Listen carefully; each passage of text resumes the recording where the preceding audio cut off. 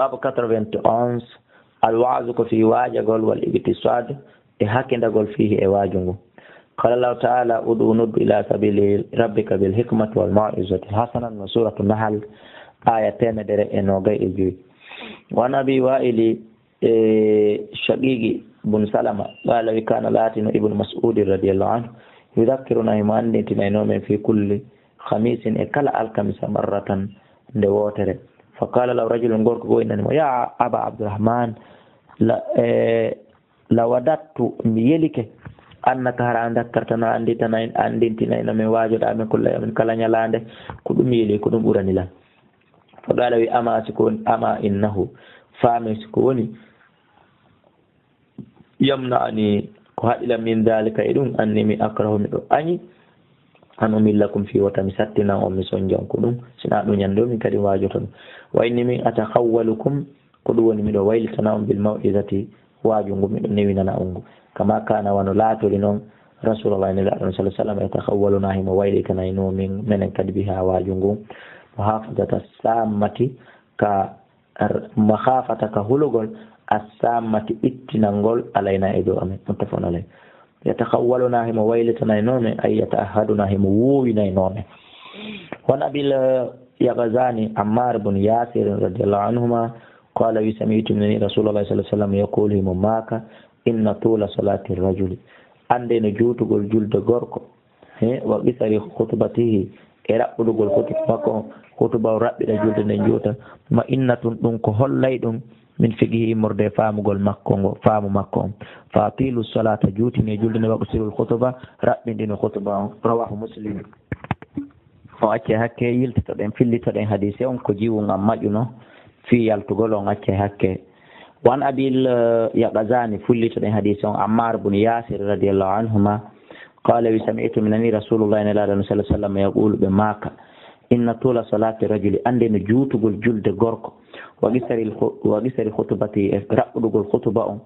ما إنة كماند هلونde min fiqihi immorde faamugol makko ko commande holluɗum en wonde himo mari faam fatilu salata juutini julde nde waɗosirol khutba raɓɓinɗino khutba o harana joɗɗingol yimɓe ɓen ɗon khutba ɗon ha fo ŋaaɓa sondulla fo ŋoŋa weele rawahu muslim ɓe fiɗande ma innatun ko wiyete mande bi mimin maftuha sabu mim waɗaɗo poccal on dow summa hamsatu refti hamsa maksuratun waɗaɗo on ko ɗum woni kowal summa nunun mushaddada refti nun sattinaɗo waɗa kiddal ay alamatu ko mande dallatun tindinde ala fiqihi e dow fahmu makko wan muawiyata bun al-hakami as-sulamiyu radiyallahu anhu qala baynama ana tuma de tawno min usalli mi do jula ma rasulillahi wa sallallahu alaihi wasallam id atasa tuma de iluno rajulun gorko min al-qawm immurde yimɓe ɓen ɗon fa qultu mi wi e nder komi juulidata kon ene laaɗo mi winni o gorko iluɗo ɗa minni yarhamukallahu ya Allah yurmema faramani alqawm yimɓe ɓen feri e an ɓe sare gite maɓɓe en ale goye fof cikki gite mum ɗen e an fa qultu minni waskala ummaya mi perdi jaka mi bonni awa ma sha'anukum kun ɗum fiyake mon tanzuruna ilayhi ɗum daralan sifa ɗe gite fa jalu ɓe wonti yadribuna bi aydihim hiɓe tattira juuɗe maɓɓe ɗen ala afhadihim buse maɓɓe ɗen safe ngala o hiɓe waɗani kaawe ko ɓe fannani ko falamma ra'aytum ɓaami yiɓe yusammitunani ko ɗum woni hiɓe deƴƴanilan ɓe jabaki lakinni kuntum min sakattu mi deƴƴi min kadi falamma salla rasulullah sallam ɓaane laaɗo Allah on juuli ha gayni mi inni fabi abi huwa wa ummi ɓe laaɗo mi jijirima yumma ɓe ma ra'aytu mi ali mualliman jannowo qablahu ko adine laaɗo ha hande newiɗo faamuɗo wala badahu wona ɓaawa makko kadi ahsana ko ɓuri mo nelaɗo kanko ta'aliman ahsana ta'aliman ɓurɗo labede jannugol min ha hettimo kanko nelaɗo fo Allah mi wondir Allah ma kaharani o forsali lan wala darabani o piyali lan wala shotamani o yennal lan ha hande nder ko jannata lan ko kala on say nelaɗo jaabi lan ɓe maki he inna hadihi salata ande nde julde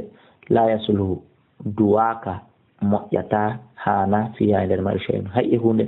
min kalami nas immorde halaji yimɓe ɓen nani fus yolletake e nder mayre safe ha ko andingol en si goɗɗo iili hiɗa julde na ya inuma yarhamukallah ko ya konti julde ma nde ɓe makinnama hiya ande nde julde a tasbihu wa takbir ko sobboyinago e kabbirago wa qira'atul qur'an e janngol alqur'ana ko ɗum woni julde aw kama qala rasulullah sallam ma wono nelaɗo makiri noon qultu mi wi ya rasulallah inni min hadisu ahadin komi haɓuɗo iwde e jamanu bi jahiliyatin ceeɗo majjiyanko wa qad jaa allahu bil islam gom ɗi allah teɗuto ɗon addi islam wa inna minna anduyno e amen rijalan worɓe yatunal ko hana eɓe araka mbileɓe ɓe ndaaro e ɗaɓɓugol lekki kala nelaɗo maki fala ta'tim an wata yawka maɓɓe nani qultu min wa minna hino e amen kadi rijalan wonɓe yatatayyaruna ɓe no kattino hinna ko sabu komi jombi kaari kon waɗilan hunde kaari ma ko sabu komi ƴetti compilasi hunde kaari ma komi yeeyi hunde kaari waɗilan hunde kaari qala ɓe maki zaka ɗum ɗon shay'un ko hunde yajidunahu nde ɓe woni tun heɓude fi sudurim ka nder ɓerɗe maɓɓe fala yasuddannahum ko ɗum woni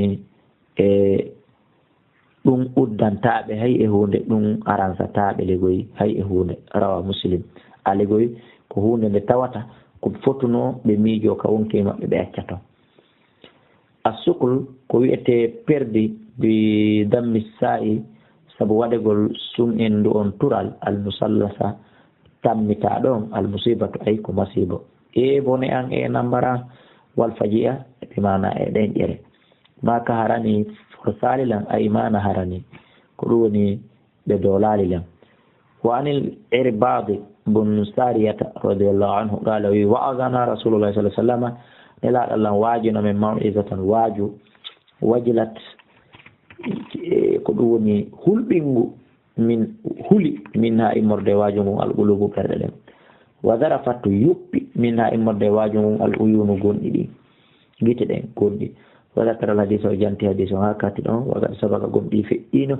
bi kamalihi timmal hadis o netto no timmiri noon fi baabi e nder dambugal al amari yamirgol bil muhafazati renagol ala sunnati e dow sunna on wa dakarna en jantigi kadi anna tirmidiya wonde no imamu tirmidi qala wi innahu hadisun ko hadis hasanul labaɗo sahihun silluɗo wallahu a'la wa a'lam.